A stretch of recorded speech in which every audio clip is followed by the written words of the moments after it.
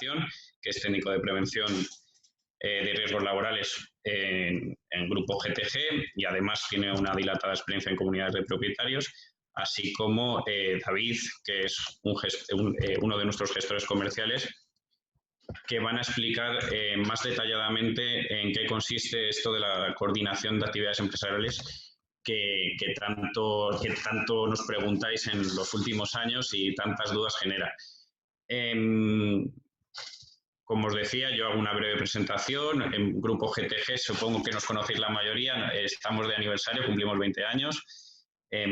Somos una empresa de prevención de riesgos laborales especialista en comunidades de propietarios, ya que a lo largo ya de estos 20 años probablemente hayamos hecho más de 100.000 informes de comunidades de propietarios con un éxito rotundo, en el que nuestra labor ha sido ayudaros a los administradores a evitar problemas. Es uno de nuestros eslóganes. Nosotros hemos evitado a lo largo de nuestra trayectoria muchísimas sanciones en comunidades, tanto con nuestra presencia de nuestros técnicos como en las inspecciones cuando lo habéis necesitado. Y seguimos nuestra labor. Esperamos que estos 20 años solo sean el comienzo de muchos más. Y bueno, ya termino esta pequeña presentación. Os voy a dar paso a Gloria, que os va a informar sobre la coordinación de actividades empresariales. En los últimos tiempos hemos percibido que en las comunidades hay ciertas dudas de cuáles son las labores que hay que realizar en torno a la prevención de riesgos laborales en las comunidades sin trabajador, y hemos preparado, como os decía, esta webinar para daros más luz sobre este asunto. Bueno, Gloria, te doy paso. Hola. Bueno, buenos días a todos. Ya me ha presentado perfectamente Miguel. Os voy a contar un poco lo que el ámbito normativo que tienen que cumplir las comunidades de propietarios en las dos modalidades que hay, ¿no? Que son comunidades con trabajador y comunidades sin trabajador, ¿no? Marta, me pasa. Ahí estamos. Vale. Hemos hablado que tenemos comunidades con trabajador. Creo que con comunidades con trabajador los administradores lo tienen bastante claro qué es lo que tienen que cumplir, ¿no? Lo primero de todo, la ley de prevención. Y también el Real Decreto 171/2004, que es el de coordinación de actividades empresariales. Eso que ahora está tan de moda que se llama CAE, ¿no? Que son las siglas. En el caso de las comunidades sin trabajador, también tienen que cumplir con ese Real Decreto de coordinación de actividades empresariales. No es prevención como tal, como se conoce en empresas con trabajadores, pero sí es una parte de lo que es la prevención. Bueno, lo que hablábamos, ¿no? En comunidades con trabajador es fácil saber que tienen que cumplir con la ley de prevención porque tiene trabajadores a su cargo, ¿vale? Y es lo que el artículo 3 de la ley dice, ¿vale? Que el ámbito de aplicación es para empresas con trabajadores a su cargo. ¿Qué implica esta ley? Un breve resumen. Pues lo primero que implica la ley es que toda empresa con trabajadores a su cargo tiene que tener un sistema de organización preventiva. Hay distintas modalidades para que una empresa tenga este sistema de organización preventiva. Está pues el empresario como tal, puede llevar la prevención en su empresa, siempre y cuando pues permiten hasta 25 trabajadores con un centro de trabajo, o si tiene más de un centro de trabajo, hasta 10 trabajadores, siempre y cuando el empresario esté dentro de su actividad en la empresa y tiene que tener formación, ¿vale? Otro sistema de gestión preventiva son los servicios de prevención ajenos, que es lo que somos nosotros, o servicios de prevención propios, Para ello, pues hasta 500 trabajadores en empresas normales y 250 en empresas que están dentro del anexo 1, empresas con riesgo, ¿vale? Se podría gestionar con sistema de gestión un sistema de prevención propio, o luego están los mancomunados, ¿vale? Que son, pues, asocian o bien por lugar, pues un polígono industrial decide montar un servicio de prevención mancomunado, o por actividad, una actividad en concreto, pues decide montar un sistema un servicio de prevención mancomunado. Bueno, dentro de lo que la ley implica, pues es tener un plan de prevención, una evaluación de riesgos, la planificación preventiva, que son los plazos que damos para que se lleven a cabo las medidas que tomamos o que decimos que deberíais de tomar en las evaluaciones: formación, vigilancia, entrega, medidas de emergencia, todo esto que ya sabéis que cuando contratáis con nosotros, pues es esa carpeta con tantos documentos que hay veces que, bueno, que es complicado saber qué es lo que hay. Vale, en cuanto al Real Decreto de Coordinación de Actividades Empresariales, este Real Decreto en realidad es el desarrollo de un artículo de la Ley de Prevención, en este caso el artículo 24 de la ley, que tiene 3 puntos. Ese artículo tiene 3 puntos que clarifican bastante las cosas, ¿no? Uno de ellos, el primero, es que cuando varias empresas desarrollen la actividad en un mismo centro de trabajo, estas tendrán que coordinarse para que se lleven a cabo todas las medidas preventivas que son necesarias en ese centro de trabajo, pues para que no haya accidentes, etc. ¿Vale? El empresario titular del centro de trabajo está obligado a informar a todas las empresas que a él accedan, pues de todos los riesgos que hay en su centro y las medidas que se han de tomar, ¿de acuerdo? Y luego la empresa titular del centro de trabajo tiene la obligación de vigilar que las empresas que acceden a su centro pues están al día con todo el tema de la prevención, ¿vale? Esto en comunidades con trabajador, y como veremos ahora a continuación, pues esto mismo lo tienen que cumplir las comunidades sin trabajador. Aquí el gran problema es, pero una comunidad sin trabajador, ¿es centro de trabajo o no es centro de trabajo? Administrativamente hablando, no, porque no está dado de alta como un centro de trabajo, ¿de acuerdo? Porque no hay trabajadores. Pero según las definiciones que tiene este Real Decreto de Coordinación, pues la primera, que en la diapositiva, la definición de centro de trabajo dice que es cualquier área edificada o no en la que los trabajadores deban permanecer o a la que deban de acceder por razones de su trabajo. Con lo cual, estamos viendo que una comunidad sin trabajador, siempre que contrate actividades de forma externa, es un centro de trabajo, porque los trabajadores de otras empresas van a acceder a la comunidad a realizar su actividad. Vale. Por otro lado, tenemos la definición de empresario titular del centro de trabajo, que dice que es la persona que tiene capacidad de poner a disposición y gestionar dicho centro de trabajo. Con lo cual estamos viendo que, según esta definición, la comunidad es empresario titular de este centro de trabajo. ¿Por qué? Porque es el único que puede contratar a empresas, si hay que hacer alguna modificación en el centro, hacerla, ¿vale? Es el único que tiene esta potestad de hacerlo. Y luego tenemos el empresario titular del centro, que el empresario, pues dice la definición, que es el empresario que contrata o subcontrata con otros la realización de obras, servicios correspondientes a la propia actividad de aquel y que se desarrollen en su propio centro de trabajo. Por lo tanto, una comunidad de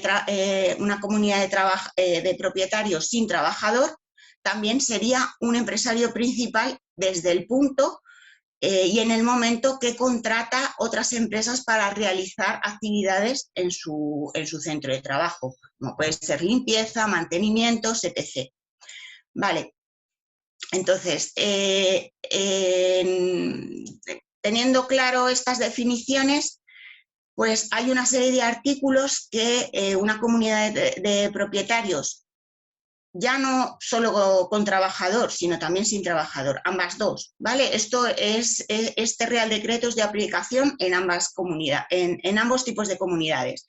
Pues el primer artículo que tiene que cumplir es el artículo 7, que es el de información de empresario titular. ¿Y este artículo qué dice? Pues lo que dice es que el empresario titular tiene la obligación de informar a las empresas que acceden a sus instalaciones de los riesgos que hay y unas medidas de emergencia aplicar, o sea, las medidas de emergencia que tenga el centro, ¿vale? Esto por un lado. Por otro lado, tendría que dar cumplimiento también al artículo 10, que es el deber de vigilancia, ¿de acuerdo? En este deber de vigilancia, el empresario principal o el empresario titular del centro no solo tiene que facilitar esta documentación que hemos dicho anteriormente a las empresas que a la acceden, sino que tiene que solicitarles a las empresas una serie de documentación de prevención de riesgos laborales para ver que estas empresas también cumplen con la ley de prevención, puesto que si no cumplen con ello, si pasa cualquier historia, algún accidente, alguna inspección de trabajo, la comunidad es responsable subsidiaria, porque no ha cumplido con este Real Decreto, ¿no? Con este artículo en concreto. ¿Qué cosas son las que tiene que solicitar? Pues una evaluación y una planificación de la actividad que se vaya a desarrollar en el centro de trabajo, o sea, en la comunidad, y luego solicitarle unos registros como que se les ha dado formación e información en PRL, según el artículo 18 y 19 de la Ley de Prevención, a los trabajadores que vayan a acceder al centro de trabajo, ¿vale? Bueno, comentaros que es importante que sepáis que, a ver, este Real Decreto da las obligaciones, o sea, dice qué obligaciones tiene el empresario titular. Pero en el primer artículo que tiene que cumplir, que es el que tiene que informar a las empresas de los riesgos que hay en su centro, cómo y de qué manera va a informar de esos riesgos. Pues la única manera para poder informar de los riesgos es primeramente saber qué riesgos tiene el centro de trabajo. La única manera que se puede saber qué riesgos hay en un centro de trabajo es haciendo una evaluación de riesgos laborales. Y esta evaluación de riesgos laborales solo la puede realizar personal cualificado y adecuado para ello. En este caso son técnicos de prevención de riesgos laborales, ¿de acuerdo? En cuanto a luego el deber de vigilancia de solicitar esa documentación a las empresas, no es solo solicitárselas, sino que luego hay que comprobar que esa documentación que te están entregando es la adecuada, ¿vale? Yo haciendo CAE, pues te has podido encontrar situaciones que te han dado documentación, si a ti te tienen que dar la evaluación del puesto que vaya a acceder, pues te han enviado la evaluación de lugares de su centro de trabajo, que dices, esto no es lo que te estoy pidiendo. O formación, pues te han mandado formación, o si está actualizada, no está actualizada, ¿vale? O sea, verificar esa documentación, pues también tiene que hacerlo personal que esté un poco cualificado. No por nada, sino porque al final cada uno en su trabajo, o sea, una persona que es ajena a prevención de riesgos laborales, es fácil que se pierda en toda la documentación que hay, porque son, pues, es ardua, ¿no? O sea, puede resultar ardua. Sin embargo, un técnico sabe realmente dónde tiene que ir, dónde tiene que mirar y verificar si eso es adecuado o no es adecuado. Vale. comentando esto, el hecho de no cumplir con este Real Decreto de coordinación conlleva una serie de responsabilidades y de sanciones, ¿vale? Las responsabilidades, pues al final son administrativas, pueden ser penales o pueden ser civiles. Y las sanciones, pues dependiendo del tipo de infracción que considere el inspector, pueden ser de leves hasta muy graves, y las cuantías pueden ser, la verdad, que puede llegar a haber multas desorbitadas, ¿no? Yo quería comentaros también un poco el tema, cuál es la finalidad de la coordinación de actividades empresariales, ¿de acuerdo? O sea, no es cojo, contrato la coordinación, me hacen la coordinación y ya lo tengo y cumplo. No, la finalidad de la coordinación es que con todo este procedimiento e intercambio de documentación, las empresas, o en este caso las comunidades, sepan qué empresas que contratan están al día o no están al día en prevención, cumplen o no cumplen. De tal manera que, en teoría, si no cumplen, en teoría la finalidad sería, pues, llegar a las empresas y decir, bueno, pues si no cumples, no te contrato. ¿Por qué? Porque al final, si pasa cualquier historia, al final yo voy a tener responsabilidad en esto. Bueno, tenemos también os hemos puesto una serie de casos en los cuales podéis ver que ya en las inspecciones de trabajo, bueno, ya hace ya unos años que se están metiendo ya con el tema de la prevención de riesgos laborales. Ya en los formularios vienen incluido el tema este de prevención. Este primer caso, por ejemplo, es una comunidad. Esta comunidad en concreto es una comunidad sin trabajador que tuvo una inspección de trabajo, pues a raíz de una denuncia que hizo una de las empresas de una de las contratas. Si os fijáis en el punto 16, una de las cosas, y es una comunidad sin trabajador, hablamos sin trabajador, pues el inspector lo primero que pidió fue el documento acreditativo de que existe un servicio de prevención propio o ajeno, con lo cual ya estamos hablando de que a una comunidad sin trabajador, que no tiene obligación de cumplir con la ley de prevención porque no tiene trabajadores, ya le están obligando a tener un servicio de prevención. Y luego, pues también los otros puntos que le pedían, el 17, la evaluación inicial de riesgos, el 16, la planificación, ¿vale? Y luego, pues, el contrato con las empresas que tenía. Vale, en el siguiente caso, por ejemplo,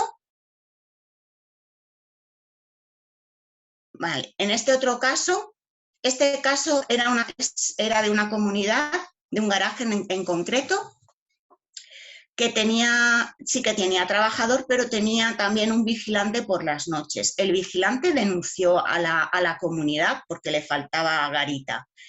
Y si os fijáis, pues bueno, pide la evaluación en el punto 17, la formación de los trabajadores, la vigilancia de la salud, que eso son cosas que ya sabéis que se piden, sobre todo si hay trabajador, pero en el punto 25 y escrito por el inspector de trabajo, nos pidieron la coordinación de actividades empresariales. O sea, aquí ya están pidiendo coordinación de actividades empresariales, no solo en comunidades sin trabajador, sino también en comunidades con trabajador. ¿Vale? Aquí, este otro caso, pues, fue un accidente de trabajo, ¿de acuerdo? En el cual, pues, esto no fue la inspección de trabajo, fue un técnico del Instituto Regional de Seguridad y Salud, que también hay veces que tienen potestad para hacer inspecciones, pues solicitó una serie de cosas, pues como por ejemplo lo del tema de los equipos de trabajo, pues el ascensor y la escalera manual, que es por lo que se debió de tener el accidente. Y en el punto 3 vemos que también nos solicitan el tema de la coordinación de actividades empresariales. O sea, con esto quiero decir que ya no solo vale con tener la prevención de prevención de riesgos laborales, sino que sobre todo en comunidades sin trabajador, que esto hasta ahora decían, bueno, que no tengo que cumplir con esta ley. Bueno, no se tiene que cumplir con la ley propiamente dicho como la vemos hasta ahora, pues con eso, con tener una evaluación, una planificación, formar a los trabajadores, pero sí que se tiene que cumplir con el Real Decreto de Coordinación y con el artículo 24 de esta ley de coordinación de actividades empresariales. Con lo cual, al final, sí que implica pues, tener ciertas cosas como una evaluación de riesgos y unas medidas de emergencia, eso lo primero de todo, para informar a las empresas. Bueno, y no cuento más, continuamos con paso a mi compañero David. Muchas gracias.